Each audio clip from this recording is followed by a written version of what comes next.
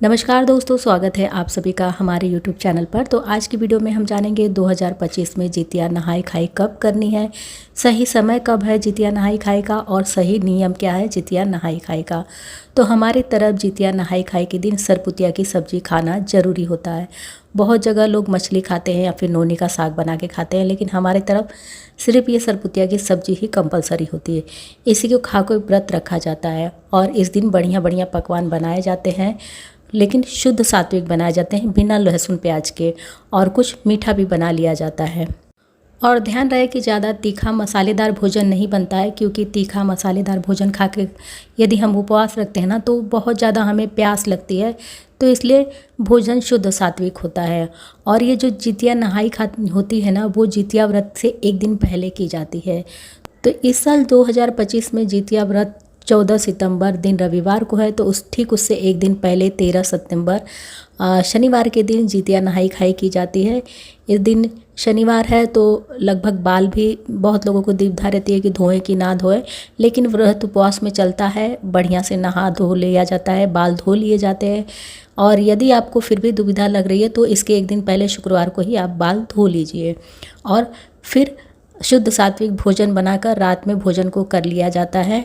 और इसी दिन हम ये उठंगन भी बनाते हैं। हर बच्चे के लिए 5 उठंगन बनाए जाते हैं और एक एक्स्ट्रा, यानी एक बच्चे के लिए 6 उठंगन बनाए जाते हैं। यदि आपके पास एक बच्चा है तो 6 उठंगन बनाइए और 2 हैं तो 12 उठंगन बनाइए। और फिर भोजन के बाद इसको इस तरह से दीवार से लगा के रख दिया जाता है, मतलब उठंगा दिया जाता है, हमारी तरफ बोला जाता है। तो इसको सुबह में बच्चों को खाने के लिए दिया जाता है। और यदि जिनके पास सास नहीं है तो इसी दिन वो दान भी करते हैं, जैसे आटे का और झिंगनी का, सरपुतिया की सब्ज़ी का, आलू और बाकी और भी जो चीज़ें आप दान कर सकते हैं करके, या फिर यदि दान नहीं कर सकते हैं तो पैसे भी डायरेक्ट आप दे सकते हैं। और यदि सास जिंदा है तो आपको दान करने की ज़रूरत नहीं है, आपकी जगह पे आपकी सास दान करेंगी, क्योंकि उनकी सास नहीं जिंदा है। तो जिनकी सास नहीं जिंदा होती है वो लोग दान करते हैं, और जिनकी सास जिंदा होती है उनको दान करने की ज़रूरत नहीं है। उनको बस ये शुद्ध सात्विक भोजन बना लेना है। और बच्चे हैं तो उनके लिए, बच्चे तो ऑब्वियसली होंगे क्योंकि बच्चों का ही ये त्यौहार होता है, बच्चों की दीर्घायु के लिए ही हम ये व्रत रखते हैं। तो जितने भी बच्चे हैं उस हिसाब से आप उठंगन बना लीजिए। और ये नहाई खाई के भोजन के बाद इस तरह से दीवार से उठा के रख दिया जाता है और फिर सुबह में बच्चों को खाने के लिए दिया जाता है।